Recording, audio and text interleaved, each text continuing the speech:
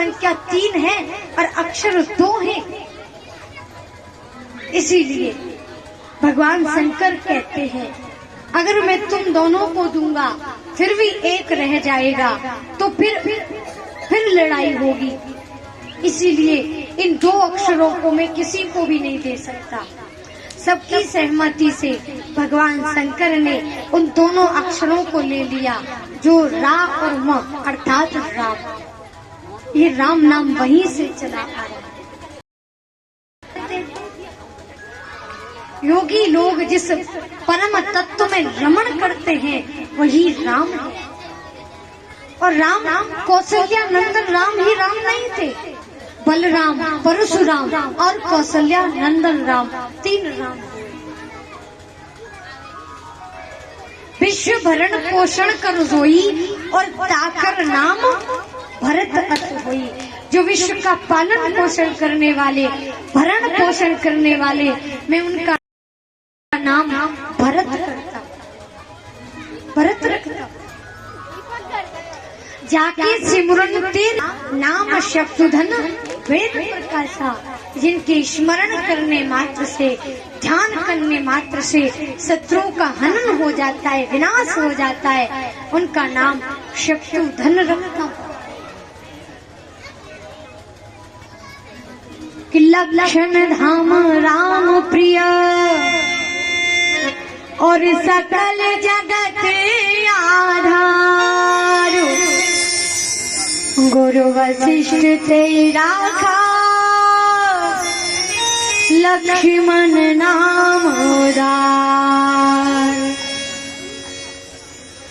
कहते हैं लक्षण धाम राम प्रिय, जो गुणों की खान है, राम जी के प्रिय हैं। गुरु वशिष्ठ तेरी राखा लक्ष्मण नाम उदार। वशिष्ठ जी ने उनका नामकरण लक्ष्मण रखा। इस प्रकार से चारों भाइयों का नामकरण संस्कार। अयोध्या में सब उनका दर्शन करने आते। अयोध्या किसे कहते महाराज?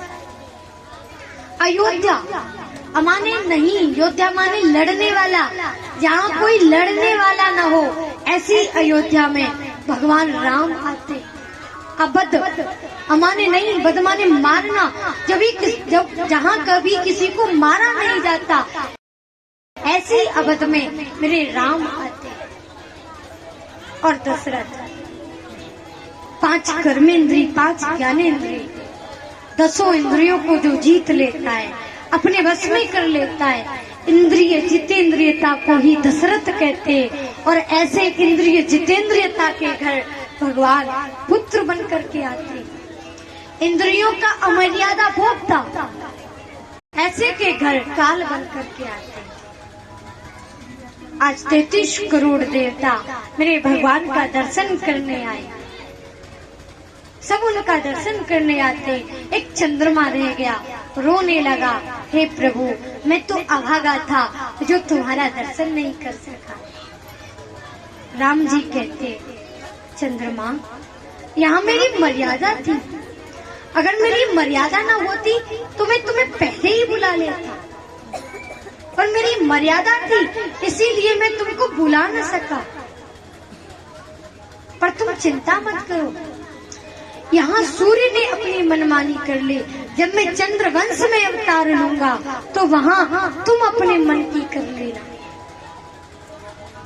सूर्य भगवान ने तो 1 महीने का दिन किया, लेकिन जिस समय भगवान कृष्ण चंद्र जन्म लेकर के आए, उस समय चंद्रमा ने 6 महीने की रात कर डाली। भगवान राम और कृष्ण दोनों की करनी और दोनों की कथनी में बहुत अंतर है। राम जी दिन के दोपहर में अवतार लेके आए तो श्री कृष्ण मध्य रात्रि को आए। राम जी शुक्ल पक्ष में आए तो श्री कृष्ण कृष्ण पक्ष में आए। रामचंद्र जी सूर्य वंश में आए तो कृष्ण चंद्र वंश में आए। इस प्रकार दोनों की करनी और दोनों की कथनी, दोनों में बहुत अंतर है। राम के जैसा व्यवहार करोगे तो दुनिया में जीना आ जाएगा। राम जी ने एक एक मर्यादा का पालन किया। उन्होंने कहीं पर भी किसी मर्यादा को नहीं तोड़ा। राम जी की एक एक मर्यादा अनुकरणीय है, व्यवहार में लाने योग्य है। राम जी ने जो कहा अपनी वाणी से वो नहीं करना, जो करके दिखाया है, एक एक मर्यादा पर चल करके दिखाया है, उसका अनुकरण करना है। और श्री कृष्ण ने जो किया है वो नहीं करना महाराज। जो कहा है अपनी वाणी के द्वारा उसका अनुकरण करना है। और श्री कृष्ण ने जो करके दिखाया है वो करने लग जाओ तो लड़ाई हो जाएगी महाराज। आज का समय दूसरा है। कन्हैया हर किसी की गोपी की मटकी फोड़ के भाग जाते, सबके माखन को खा जाते हैं। जब गाय का दूध दोहने का समय आता उसके पहले ही बछड़ों को छोड़ के भाग जाते। और अगर आज ऐसा कर दिया तो लट बाज जाएगा महाराज।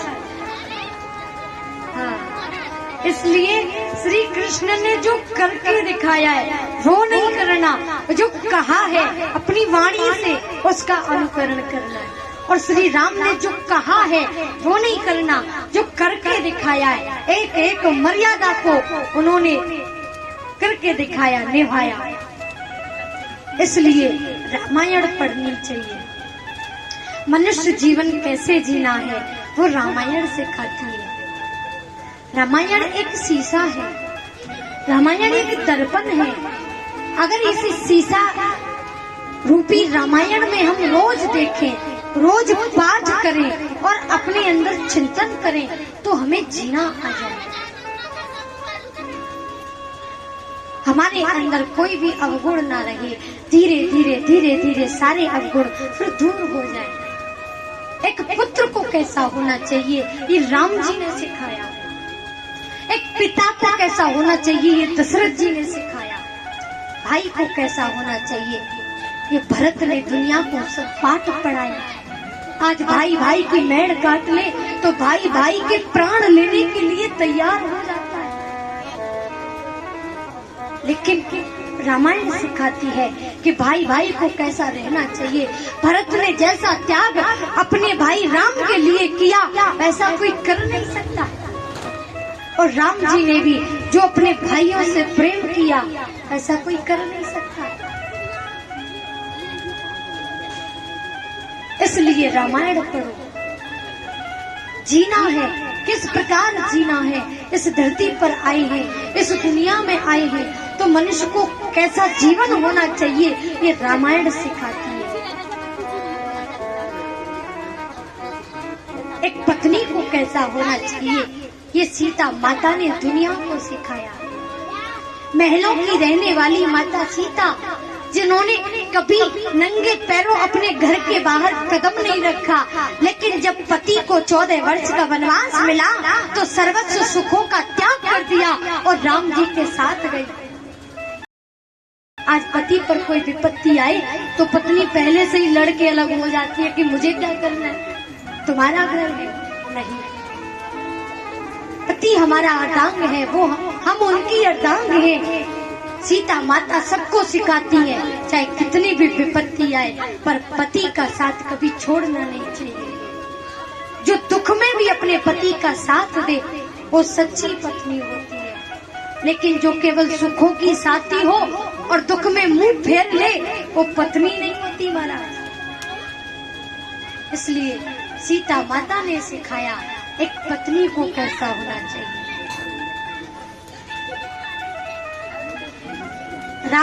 रामायण का एक एक पात्र मर्यादा से भरा है। रामायण का एक एक पात्र मर्यादा सिखाता है, जीना सिखाता है। राम जैसा नगीना नहीं सारे जग की बजरिया के लिए 10 अक्षर बांट दिए, फिर भी 2 अक्षर बच गए, रा और म।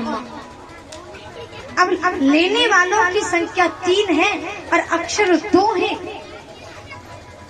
इसीलिए भगवान शंकर कहते हैं अगर मैं तुम दोनों को दूंगा फिर भी एक रह जाएगा, तो फिर लड़ाई होगी। इसीलिए इन दो अक्षरों को मैं किसी को भी नहीं दे सकता। सबकी सहमति से भगवान शंकर ने उन दोनों अक्षरों को ले लिया, जो रा और म अर्थात राम। ये राम नाम वहीं से चला आ रहा है। राम किसे कहते हैं? योगी लोग जिस परम तत्व में रमण करते हैं वही राम है। और राम कौशल्या नंदन राम ही राम नहीं थे, बलराम, परशुराम और